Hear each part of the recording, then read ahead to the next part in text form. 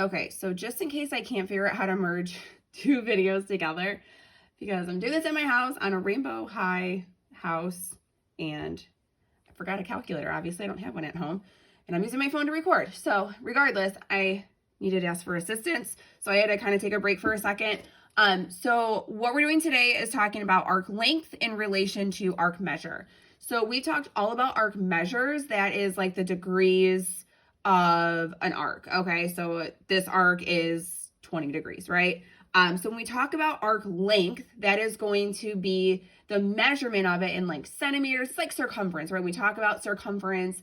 That is in things like feet, inches. It's like if I were to take a measuring tape and put it around the circle. So we're going to be talking about those two things in relation to each other. So we have a formula that we can use, which is arc length over circumference. So that's like a portion of the circle over the whole circle. We have two formulas for circumference, 2 pi r or pi times d. They mean the same thing. We can use them interchangeably. And on the right side of this, we have the arc measure over 360. So also a portion of the circle over the whole circle. So we can think about that. We're kind of like balancing it on both sides. We have the portion of the circle on top, the whole circle on bottom. So I'm going to go ahead and use this formula to solve for all of these today. So for this first one, we're looking at the arc length of AB. So I went ahead and I set this up. So we have the arc length. I went ahead and just called that X. You can call it whatever you'd like. I feel like X is what we usually use when we don't know something. So that's what I used. So X over 12.57. I got the 12.57 by doing the circumference formula. So we did circumference by doing 2 pi times r. We know the radius in my circle is right here is 2. Okay, so 2 times pi times 2. And when we put that in our calculator, we should get about 12.57. That's how I rounded. Now, on the right-hand side, we have 88 over 360. 88 is the degree of my arc measure, okay? We did central angles earlier in this unit. That actually was on your last quiz that you guys just took yesterday. And we said that central angles and arcs should have the same degree. So that's how I'm getting the 88. And then 360 is always going to be 360. So that's kind of nice. You don't have to ever like think about, okay, what's on bottom. But a circle is always 360 degrees, right? That's not going to change like circumference does, radius, things like that. So when I go ahead and cross multiply, this is where I ended and I needed a calculator. When I cross multiply here, we have 360 times X and 12.57 times 88. Let me type that into my calculator. And we should get on the right-hand side, 1,106.16. Now to solve for X, which is going to be the length of my arc, I can divide both sides by 360, and that should give me about, I'll put this off to the side here, 3.07. Now, when you are looking at the measurement of an arc, you should put it in the same unit as the radius, the circumference, all those things are related to each other. So my measurement here would be meters or whatever that M is standing for. I'm assuming meters, right? So we would do something like this. Let's go ahead and try another one. Okay, now that I have my calculator with me. So for this one, we are solving for the measure of angle PQS, and I feel like that should say RQS because there is no P. So we're going to call that RQS, okay? So that's going to be the measurement of this angle right here. Okay, let's go ahead and mark that so we know what we're talking about. So for this one, I'm given a couple different things. We're solving for something different, right? Like for A, we were solving for the arc length. So here we're solving for the angle measure, which is going to be the same as the arc measure, right? These are all central angles that we're looking at. So the central angles and the arc measures are going to be the same. So what we're really solving for is this top thing here. So instead of having an X up top in the left-hand side, we're going to have an X up top in the right-hand side. I know that the bottom's going to be 360. That's not going to change from any problem. And on the left-hand side, we should put our arc length, which is 38 feet. And on bottom, the circumference. So I'm going to do the same thing that I did for letter A. I know my radius is 12.3, so 2 pi times r. And when I do 12.3 times 2 times pi, when I multiply all that out, I should get 77.28. And so that's what's going to go on bottom here. Okay. And from here, the nice thing with this is the process is the same every time, right? So you're going to cross multiply. Once you get everything filled in, it's going to be the same thing over and over and over again. So I'm going to go ahead and multiply. We have 77.28 times x, and I have 360 times 38, which is 13,680. And then I will divide both sides. Okay, when I divide both sides by 77.28, I should get, I'm running out of room here, we should get a measure of 177.02-ish. Now, this is your arc measure or your angle measure, so this is going to be in degrees, okay? So this is 177.02 degrees, okay? All right. I'm going to go ahead. I wasn't originally going to do all 4 of these because A and C are kind of the same idea, but since I feel like I probably got cut off in that, I'm going to go ahead and do C just to make sure that we're good. So same idea. I'm going to set up my proportion, and I'm going to see what it is that I'm solving for. That's going to be called X. So here we're solving for the arc length, so that's going to go up top here. You can kind of like almost like fill things in, I feel like, a little bit as you go. We don't have to like go in a specific order. So we know the bottom's gonna be 360 on the right hand side. I know that my arc measure of AB, which is what I'm trying to find the length of, that arc measure is 97. And all I need now is my circumference of the circle. It tells me that my radius is 4. So this is 2 pi times 4, which when I multiply that, I should get 25.13. So that's going to go in the bottom of my fraction. And we will cross multiply. Like I said, it's literally the same process every time, which is kind of nice. I feel like it's nice to have that repetition. You don't have to think about too much when you're looking at the picture, just the same process every time.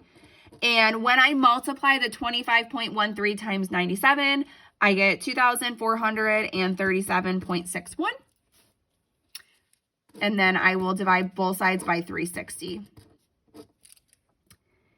And when I do that, I get, running out of space, I write way too big as usual, I'll write down here. You should get a value of 6.77. And again, this is looking at the arc length, so this is going to be in feet. And I'll go ahead and do this last one here. We'll do a couple in this next section as well, but I think it's good to see kind of solving for a little bit of everything.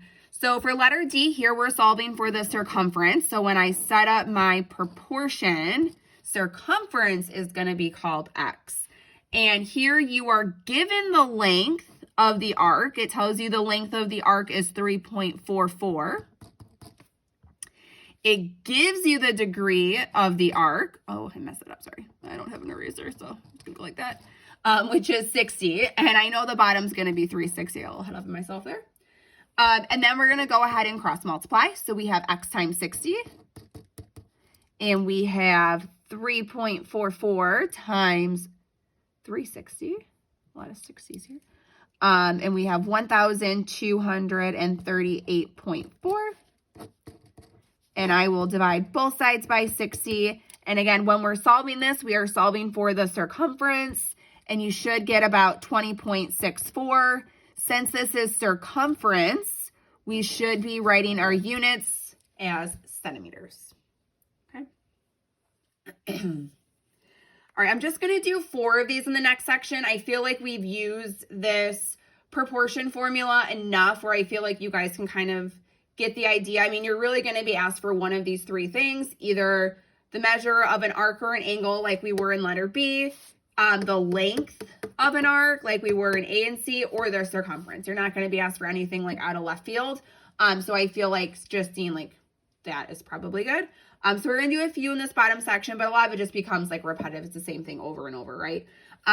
Okay, so for letter A, it says, what is the measure of arc ACB? So that would be from here to here to here. Again, I apologize, I don't have my highlighters that I normally do. I'm trying to work with what I got. Could use my daughter's markers, I guess, but I don't know where they are.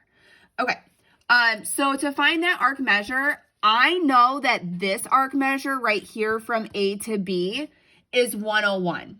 Now, the other arc that I just like darkened over is the remainder of the circle. So if I know that this is 101, I can simply do 360 minus 101. And when I do that, I get 259. Okay, so that arc from A to C to B would be 259.